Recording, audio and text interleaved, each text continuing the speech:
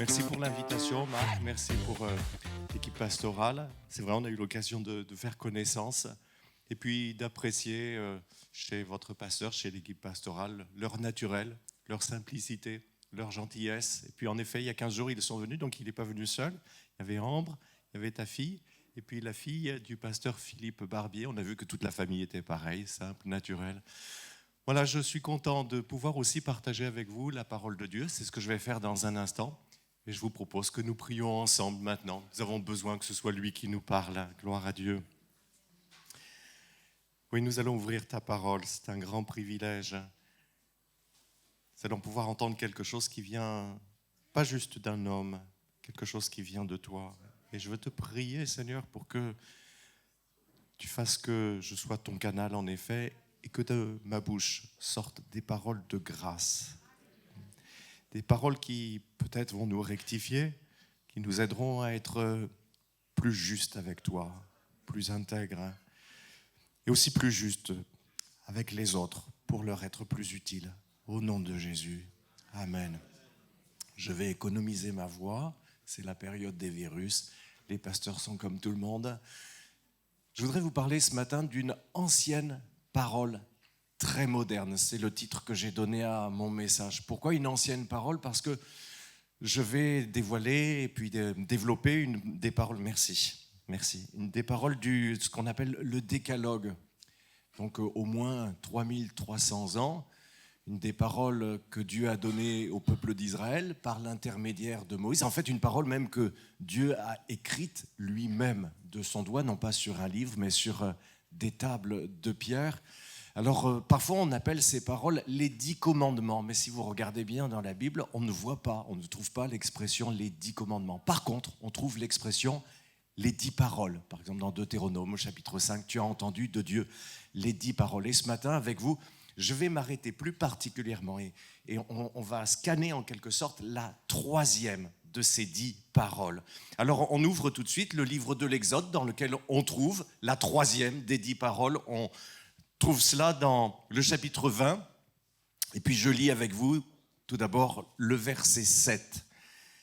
Vous trouvez, je pense que c'est, voilà, elle est déjà affichée. « Tu n'utiliseras pas le nom de l'Éternel, ton Dieu, à la légère, car l'Éternel ne laissera pas impuni celui qui utilisera son nom à la légère. » Israël était un peuple à part. Il avait reçu la révélation de Dieu, de la connaissance de Dieu, et en particulier de la connaissance du nom de Dieu. Ça, c'était unique. Surtout, le nom de Dieu lui-même était absolument unique. « Je suis celui qui suis ». L'Éternel, c'est-à-dire celui qui n'a besoin de rien ni de personne pour exister. Le seul Dieu en réalité, et à l'époque où chaque peuple avait son Dieu propre, son Dieu particulier, à côté des dieux des autres peuples, eh bien c'était quelque chose qui tranchait, c'était une révélation révolutionnaire et absolument unique. Cette révélation particulière, ce privilège d'Israël, était donc aussi pour lui une immense responsabilité. Voyez-vous, Israël était en quelque sorte appelé du nom de Dieu. On peut même dire que le nom de Dieu était proclamé sur Israël. Vous connaissez cette parole ? « Si mon peuple sur qui est invoqué mon nom », tiens donc, « si mon peuple sur qui est invoqué mon nom prie et me cherche, je l'exaucerai des cieux. » Alors Israël devait utiliser cette connaissance particulière de Dieu à travers son nom propre pour l'adorer, pour lui rendre un culte. Et puis Israël devait aussi mettre à part ce nom, le tenir en haute estime, le sanctifier, parce que oui, le nom de Dieu est saint. Et pour cette raison, Israël ne devait jamais utiliser le nom de Dieu à la légère. Dieu attache une grande importance au respect de son nom. Jésus ne nous a-t-il pas enseigné à prier en disant « Notre Père, que ton nom soit sanctifié ». Qu'est-ce que ça veut dire utiliser le nom de Dieu à la légère ? Alors l'ancienne traduction seconde dit « Tu ne prendras pas le nom de l'Éternel ton Dieu en vain ». Pour comprendre la portée de cette parole, ce matin, je vais aller de ce qui est d'abord le plus basique, le plus simple, et puis on va aller vers ce qui est pas le plus compliqué, mais je vais dire le plus profond. Et pour ça, je vais m'appuyer sur les différentes traductions, en tout cas celles qui m'ont arrêté, qu'on a pu faire de la troisième parole du décalogue. D'abord, ce commandement exige de nous le respect, tout simplement le respect du nom de Dieu. La traduction Parole de vie qu'on affiche maintenant nous dit « Ne te sers pas de mon nom n'importe comment », tout simplement. À commencer évidemment par le blasphème, et notamment ce blasphème qui consiste justement à utiliser le nom de Dieu, comme le disent certaines personnes. Alors, c'est sûr que quand on ne voit pas Dieu en face de soi, on peut en dire des choses, on peut utiliser son nom avec un profond irrespect. Et comme Dieu ne nous foudroie pas sur place la plupart du temps, eh bien les gens continuent à le faire, mais il viendra un moment où on le verra en face. Et à ce moment-là, eh bien, ce sera une autre histoire. Dans Exode, chapitre 22, verset 27, il nous est dit « Tu n'insulteras pas Dieu ». Ah oui, ça, c'est la base. Tu n'utiliseras pas le nom de Dieu à la légère, c'est aussi ne pas l'utiliser pour tout et pour n'importe quoi. C'est-à-dire, vous savez un peu cette expression « Oh mon Dieu !» Oh, ta veste, mon Dieu, qu'est-ce qu'elle a une belle couleur. Est-ce que Dieu a quelque chose à faire avec quelque chose d'aussi banal? Parce que même si la couleur de la veste est extraordinaire, franchement, c'est rabaisser le nom de Dieu que de l'utiliser à toutes les sauces. Les Juifs du temps de Jésus avaient tellement peur justement d'enfreindre ce commandement et d'utiliser le nom de Dieu à la légère qu'ils avaient pris l'habitude de ne plus utiliser le nom propre de Dieu dans l'Ancien Testament, c'est-à-dire Yahweh ou alors Yahou.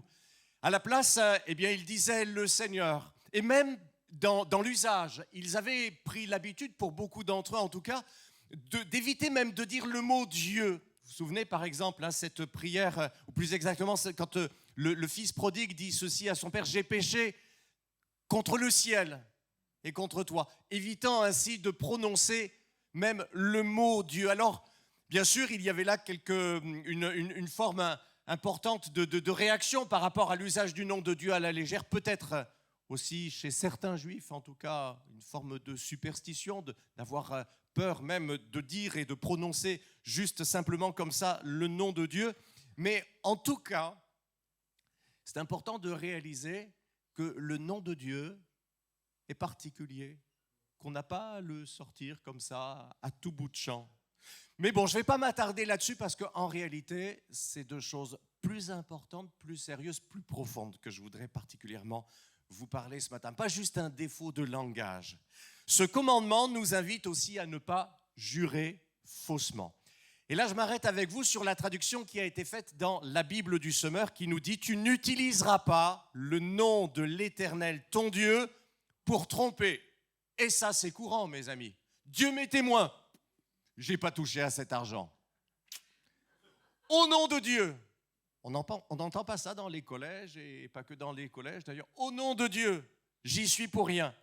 Ça peut être aussi un langage religieux pour mieux endormir la vigilance de ceux qui nous écoutent. Vous savez, ceux qui ont le plus le nom de Dieu à la bouche ne sont pas forcément ceux qui respectent le plus sa vérité. Tiens, je pense dans l'Ancien Testament à ce moment où Jacob est en train de rouler dans la farine son vieux père, en se faisant passer pour le fils aîné, Ésaü. Et pour mieux endormir la vigilance de son père, quand son père lui dit « Mais tu as fait vite pour amener le gibier, là, pour que je te donne ma bénédiction, tu as fait bien vite. » Voilà ce que dit Jacob, c'est que l'Éternel, ton Dieu, l'a fait venir devant moi. Ouh. Alors mentir, c'est déjà grave. Mentir à ses parents, moi je trouve ça un peu odieux, mais mentir en utilisant le nom de Dieu, oula, c'est encore pire. Dans Lévitique, chapitre 19, verset 12, la parole de Dieu déclare « Vous ne jurerez pas faussement par mon nom, car tu profanerais le nom de Dieu. Je suis l'Éternel. » Vous savez, Jésus, dans son enseignement, nous invite à ne pas jurer, tout simplement. Vous le saviez ? Les Juifs du temps de Jésus avaient pris l'habitude d'en rajouter dans les serments. Au lieu de dire « je le jure », d'abord on avait commencé par dire « je le jure devant Dieu ». Et puis comme ça ne semblait pas assez, ils ont dit « je le jure devant le temple de Dieu ». Le fin du fin consistait à dire « je le jure devant l'or qui est dans le temple de Dieu ». Et seulement là, disait-il, on était engagé. Jésus a réagi par rapport à cette dérive. Et il a enseigné, eh bien moi je vous dis de ne pas faire de serment du tout. Ne dites pas « je le jure par le ciel » car c'est le trône de Dieu. Ou « j'en prends la terre à témoin parce qu'elle est l'escabeau sur lequel Dieu pose ses pieds ».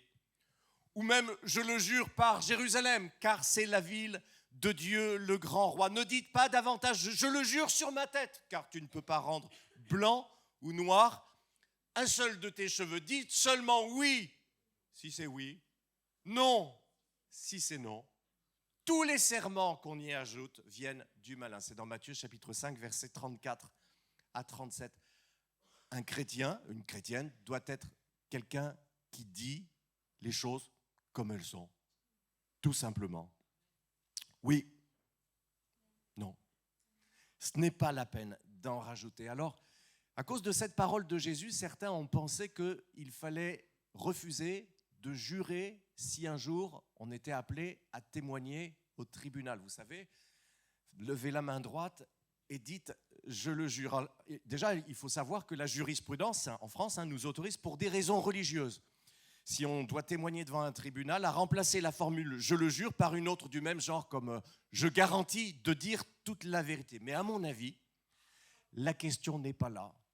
Au tribunal, on est dans une circonstance solennelle où l'on nous adjure de dire strictement la vérité. Moi, personnellement, ça ne me dérangerait pas de lever la main droite et dire « je le jure ». La vraie question est qu'un chrétien, une chrétienne, n'a pas besoin d'en rajouter avec des serments, des « au nom de Dieu » ou « je le jure », pas juste au tribunal, mais dans sa façon de parler tous les jours, dans son langage habituel. Je te jure que c'est vrai. Juste tu dis, voilà comment les choses se sont passées. Mes amis, avec le temps, de toute façon, les gens sauront si notre parole a du poids ou non. Alors laissez, s'il vous plaît, laissez, vous savez, les doigts croisés pour ceux qui ne respectent pas leur parole. Et par pitié, la tête de votre mère, laissez-la tranquille. Elle est bien là où elle est.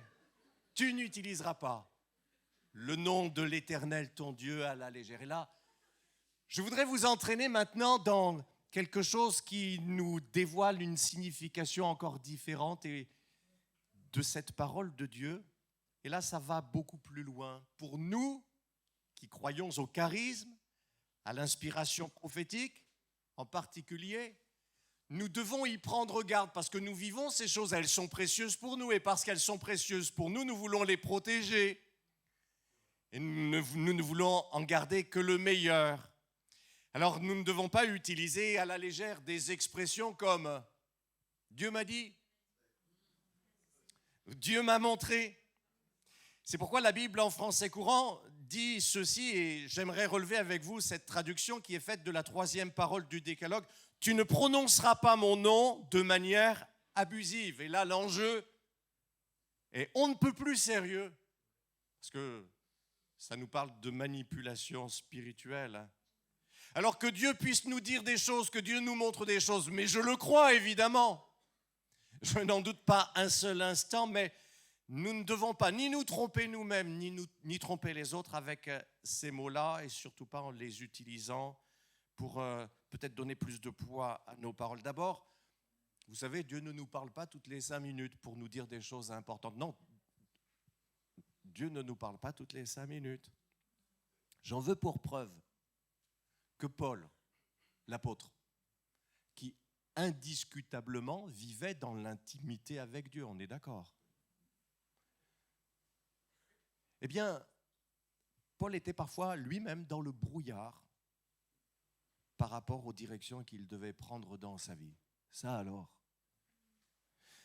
À un certain moment, il a voulu aller dans la province romaine d'Asie mineure. 1 fois, 2 fois, 3 fois. Ça a duré. Et comme il ne pouvait pas y parvenir, il a fini par comprendre que c'était le Saint-Esprit qui l'en empêchait. Alors il a prié, évidemment, et là Dieu lui a montré, non, va en Europe. Et il a reçu ainsi la direction précise de Dieu. Et puis, je prends un autre exemple. Ça s'est passé plus tard dans le déroulement de sa vie, à peu près vers l'an 60 après Jésus-Christ. C'était lors de l'un de ses premiers emprisonnements et son premier procès, en 60 donc. Il a pressenti à ce moment-là qu'il ne serait pas condamné à mort. Et même il a pressenti, il ne s'est pas trompé, qu'il allait être libéré bientôt. C'est pourquoi il écrit depuis sa prison. Et on a cela, c'est dans la lettre de Paul aux Philippiens, chapitre 1er, verset 25. Il dit « Je pense bien que je vais demeurer encore avec vous ». Ça voulait dire « Je ne vais pas partir au ciel tout de suite. Je ne vais pas être condamné à mort. Je pense bien que je vais demeurer encore avec vous ». Ceci dit, il n'en était pas absolument certain, puisqu'il dit « Je pense bien que ». Et en tout cas, il ne savait pas ni quand ni comment les choses allaient évoluer, en tout cas en ce qui concerne sa libération, puisqu'il dit, toujours dans la même épître aux Philippiens, chapitre 2, versets 23 et 24, écoutez bien, « J'espère vous envoyer Timothée dès que je serai au clair sur ma situation. » Ah bon? Toi, l'homme qui vit dans l'intimité de Dieu, tu n'es pas toujours et en permanence au clair sur ta situation. Et j'ai confiance dans le Seigneur que moi aussi, je viendrai bientôt. C'est ainsi que vous voyez, même les plus grands hommes de Dieu tâtonnent pour trouver le chemin du Seigneur. Moi, je pense, je vous dis ça comme ça, que ça devrait nous inciter à une sorte de prudence et d'humilité avant d'utiliser, puis surtout d'abuser des formules comme « Dieu m'a dit »,« Dieu m'a montré ». Parce que quand on revêt nos paroles, en fait, c'est quoi? C'est de l'autorité du Saint-Esprit pour mieux convaincre les autres. Là, on est sur la pente glissante de la manipulation spirituelle. J'ai remarqué, parce que j'ai un peu d'expérience, comme mes cheveux blancs en témoignent, que c'est souvent la part que réclame la chair dans une sorte de marché qu'elle conclut avec celui qui va prier davantage. Ah, tu veux prier? Bon, d'accord, tu vas prier, mais au moins tu me laisseras jouer le rôle de l'homme spirituel, de celui à qui Dieu parle. La rançon de la chair. Dieu nous ordonne en fait de ne pas jouer avec ça. Tu ne prononceras pas mon nom de manière abusive. Alors, Dieu peut-il nous donner une révélation pour quelqu'un? Oui ou non? Oui. Bien sûr. Ça s'appelle une parole de connaissance. Au moins, en tout cas, ça s'appelle une prophétie. Mais si c'est le cas, et quand c'est le cas, vous l'exprimerez avec simplicité. Et puis aussi avec foi, parce que bien sûr, il peut y avoir un combat. Vous direz la parole que Dieu vous a donnée avec simplicité et avec foi. 1 Corinthiens 14, 28 nous dit que nous devrons aussi laisser aux autres le soin d'examiner nos paroles. Je vous le cite. Que les prophètes parlent et que les autres jugent, c'est-à-dire qu'ils examinent ce que l'on vient de dire, que les autres examinent leur message. Et puis vous savez, le temps qui passe fait la différence entre le vrai prophète et puis le faux prophète.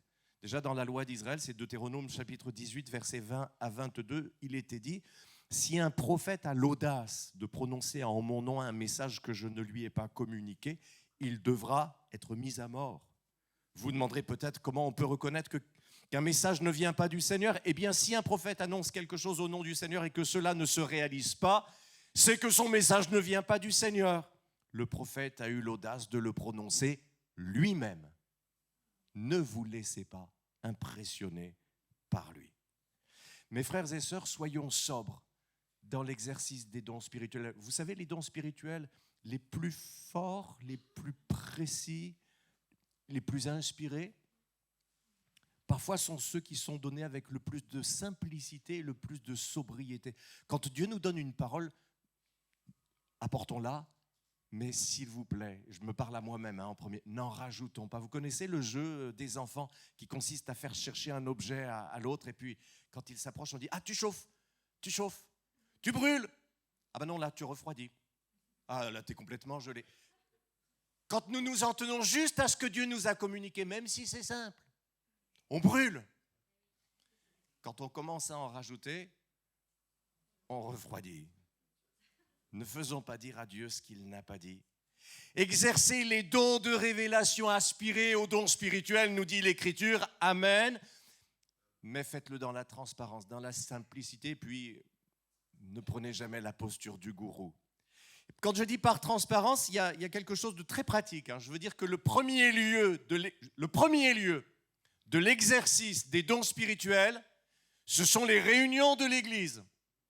Ah, c'est ce qui est écrit en tout cas dans 1 Corinthiens chapitre 14, versets 23 à 25. Écoutez bien, si l'Église entière est rassemblée, c'est pas rien, hein?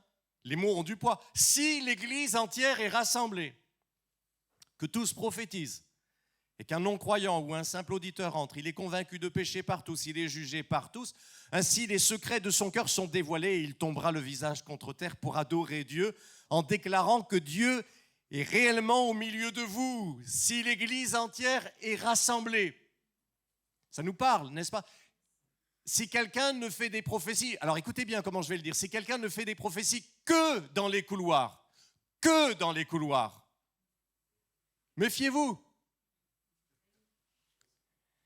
Parce que le vrai prophète, lui, il n'a jamais peur que ses paroles soient considérées, qu'elles soient dites publiquement, qu'elles soient examinées, qu'elles soient pesées, qu'elles soient évaluées,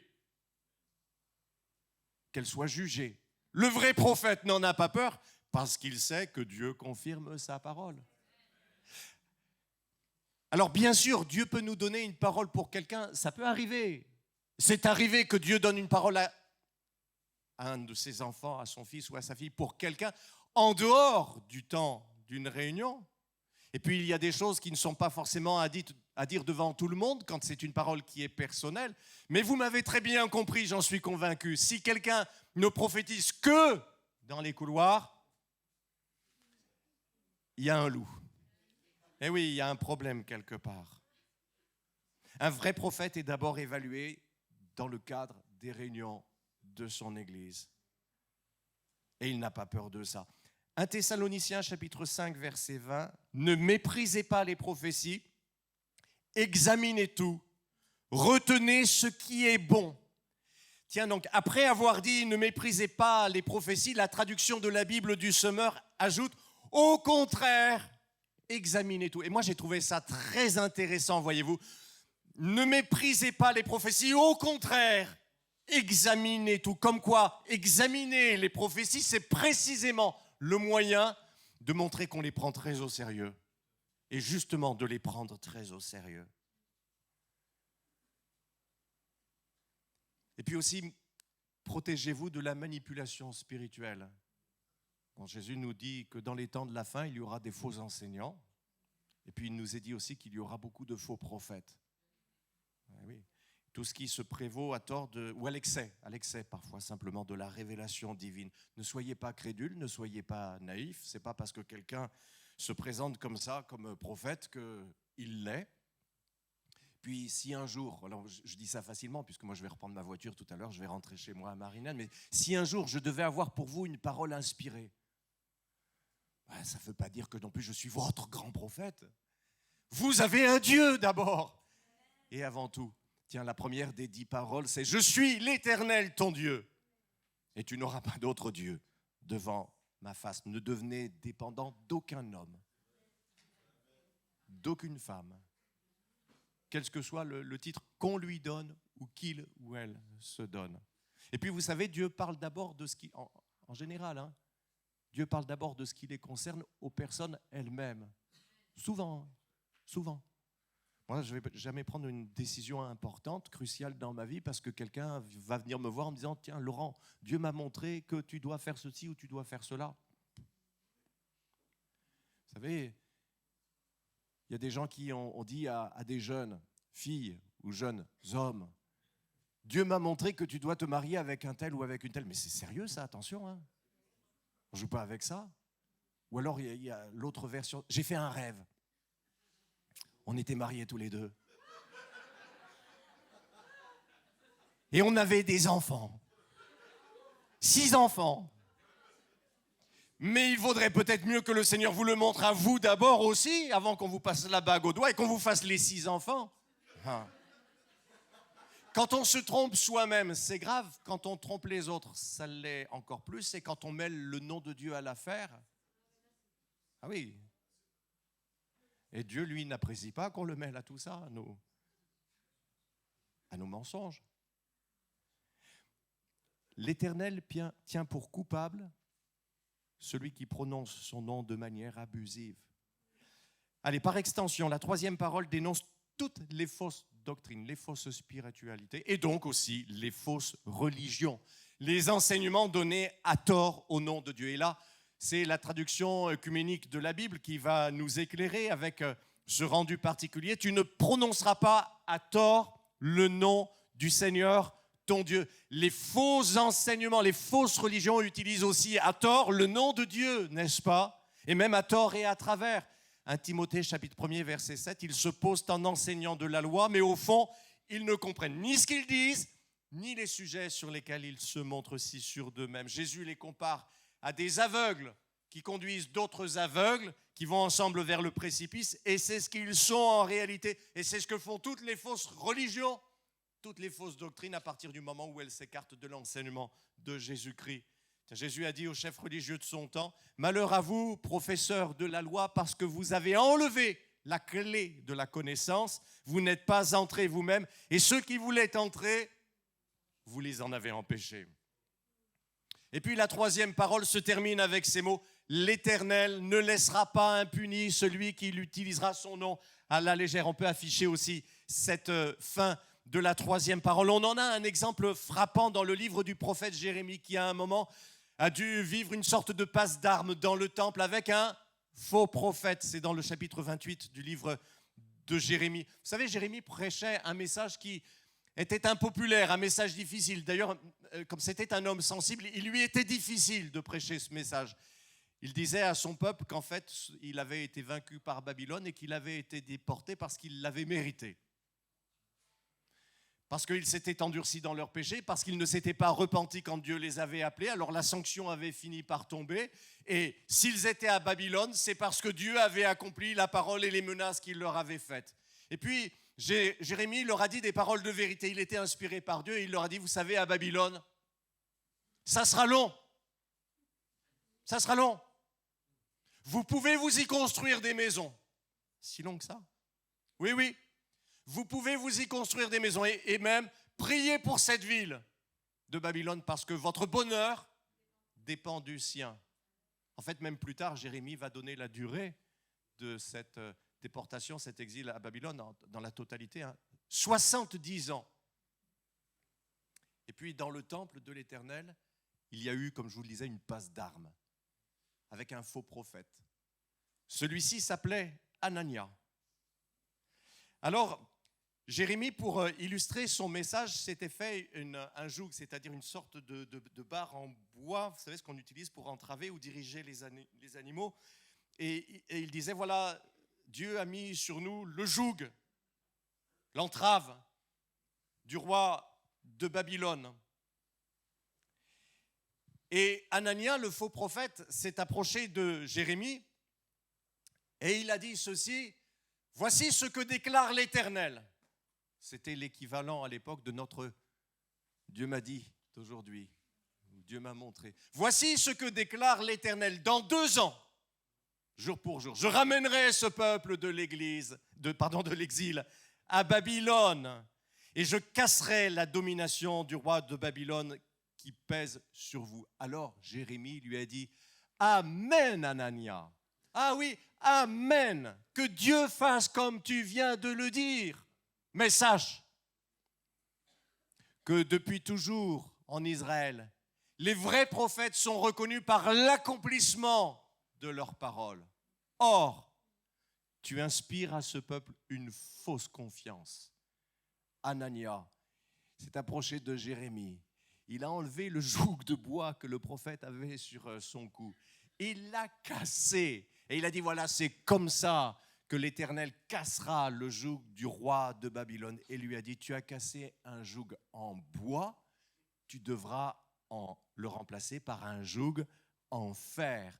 Et Anania, écoute bien, tu mourras cette année parce que tes paroles sont une révolte contre l'Éternel. Ça fait un drôle d'effet, n'est-ce pas? Et le chapitre 28 de Jérémie se termine par ces mots. Le prophète Anania mourut le 7e mois de cette année-là. Ça, c'était une vraie prophétie. L'Éternel ne laissera pas impuni celui qui utilisera son nom à la légère. Alors, moi, j'en retire 2 leçons. Nous devons être prudent dans ce que nous pensons déjà recevoir de Dieu. Je ne parle pas encore de ce que nous disons, mais déjà dans ce que nous pensons recevoir de Dieu. Ne pas nous bercer d'illusions. Vous savez, comme Jérémie disait, une fausse confiance. On est fort pour ça, vous savez. Quand on veut quelque chose, on se fabrique des... On dit, on a des paroles. Mais j'ai des paroles. J'ai des signes. J'ai des prophéties. Un désir personnel qui a fabriqué tout ça, un désir que nous entretenons nous-mêmes. On peut se construire toute une histoire. Moi, je le sais par expérience au sujet de ce que Dieu nous aurait dit, mais c'est juste nous. C'est notre crise mystique ou notre crise de foi. Vous savez, foi avec un E. Et foi sans E, ce n'est pas la même chose. La crise de foi sans E, à la fin, c'est la crise mystique. La crise de la foi. Voilà comment on peut en sortir. En laissant Dieu nous dire ce qu'il a à dire, quand il veut nous le dire, comme il veut nous le dire, s'il veut le dire.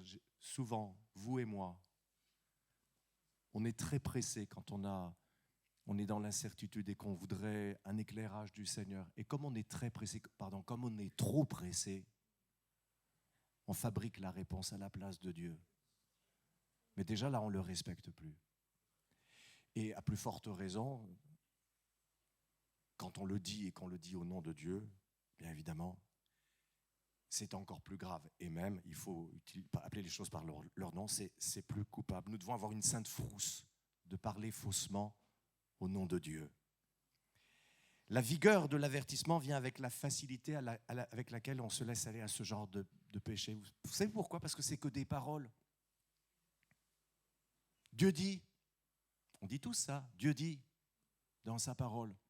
On rajoute un peu. Dieu m'a dit. Dieu te dit que c'est que des paroles. Ça sort si facilement de nos bouches que nous avons l'impression que ça ne prête pas à conséquence. Mais nous nous trompons. Parce que Dieu est très vigilant à la manière dont, justement, nous mettons en avant son nom, et en particulier quand nous prétendons parler en son nom, il nous demandera des comptes pour ces paroles que nous prenons trop à la légère. Il y a une forme d'irrespect fondamental vis-à-vis du nom de Dieu à l'utiliser en lui faisant dire ce qu'il n'a pas dit. Écoutez Jésus nous dire dans l'Évangile, au jour du jugement, les hommes auront à rendre compte de toute parole inutile, rien qu'inutile, qu'ils auront prononcée, car c'est d'après tes paroles que tu seras jugé, et d'après tes paroles que tu seras déclaré soit innocent, soit coupable. Vous voyez ? La troisième parole du décalogue, elle est bien plus moderne et bien plus actuelle que peut-être il n'y paraît au premier abord. On en dit des choses entre chrétiens et c'est bien. On en dit des choses dans nos conversations fraternelles. On en dit des choses sur Dieu et parfois on finit par en dire à la légère au nom de Dieu. Pour nous qui aimons le Seigneur, nous allons être particulièrement vigilants à cela. Et voilà la promesse pour celui ou celle qui justement va veiller à ne plus prendre à la légère le nom de Dieu. C'est que si nous faisons le tri entre ce qui n'est que nos paroles, nos pensées à nous et les paroles de Dieu, si nous avons le respect de son nom pour laisser Dieu dire ce qu'il a à dire, comme il veut le dire et quand il veut le dire, alors à ce moment-là, il voudra bien, il pourra vraiment, et seulement à ce moment-là, il pourra seulement nous utiliser pour donner sa parole. C'est ce que Dieu disait d'ailleurs au prophète Jérémie dans le chapitre 15 de son livre. Si tu sépares ce qui est vil de ce qui est précieux, alors tu seras comme ma bouche. Nous voulons utiliser notre bouche pour donner des vraies paroles de Dieu. Nous voulons être des vrais prophètes, des vraies prophétesses de l'Éternel. Alors je crois que le premier pas, ce matin, on l'a entendu. Faisons attention. N'utilisons pas le nom de Dieu à la légère. Je vous propose qu'on prie ensemble. Est-ce qu'on peut se lever, s'il vous plaît ?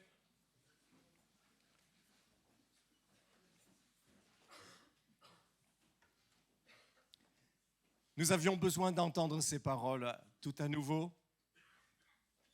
Et Seigneur, nous te demandons que ce qui sort de notre bouche maintenant soit plus vrai, peut-être parfois plus simple, plus juste, que ça soit plus utile aux autres, Aide-nous à respecter ton nom. Et puisses-tu faire de nos bouches aussi ta bouche. Nous t'en prions ensemble. Amen. Que Dieu nous bénisse.